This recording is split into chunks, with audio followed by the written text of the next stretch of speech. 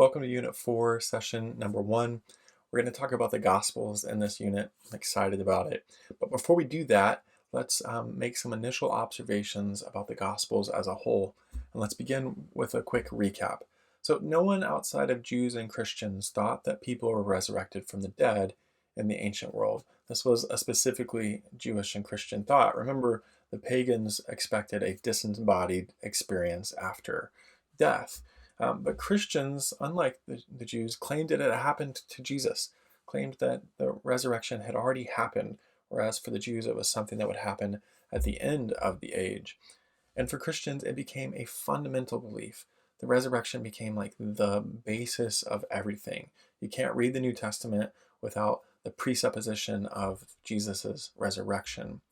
And then they also claimed that it foreshadowed the resurrection of all believers at the end of the age. So for Christians, the resurrection has sort of split into two events, the Jesus' resurrection, and then looking forward to our resurrection at the end of the age.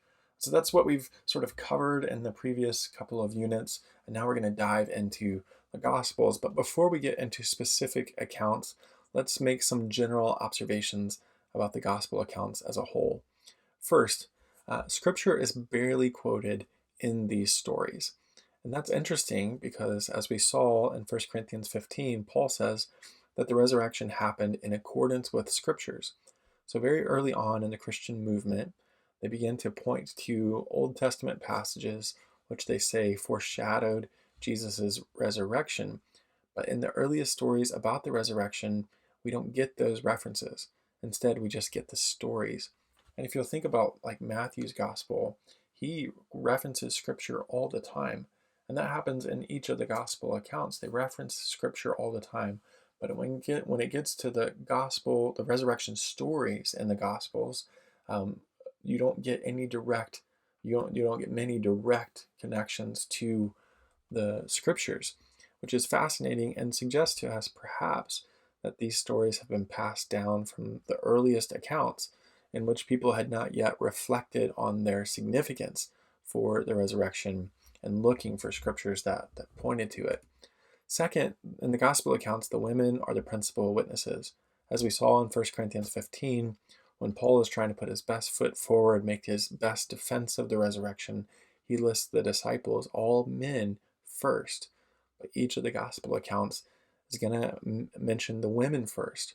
And that is what you might call an inconvenient fact, because in sort of the ancient perception of the world, women were considered less reliable witnesses. As offensive as that is to our modern sensibilities, that's the way that it was.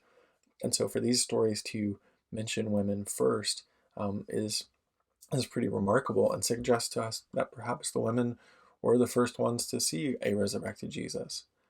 Third, Jesus' resurrected body is physical and does not play on images from the book of Daniel, especially chapter 12, which talks about this sort of shining star imagery in the resurrection. So there is this sort of picture of what it might look like in the Old Testament, and it's this very sort of metaphorical, grand thing that when you're resurrected, like there's this shining star.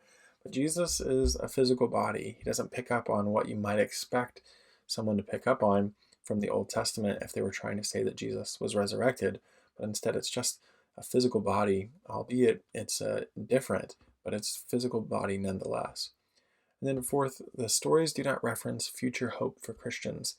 As we saw when we looked at Paul's letters, he's constantly talking about the resurrection of Jesus and then pointing forward to the significance of hope for Christians. But that is not what happens in the gospel accounts, that they just tell the story. There's no theological reflection about the significance for the future. And that's also important. That tells us that perhaps these stories have not been worked over as much as you might expect. Instead, that they're sort of retaining the earliest accounts as the gospel accounts are telling the resurrection stories. So those are four overarching observations about the gospel accounts. In the next few videos, we'll dive into each one.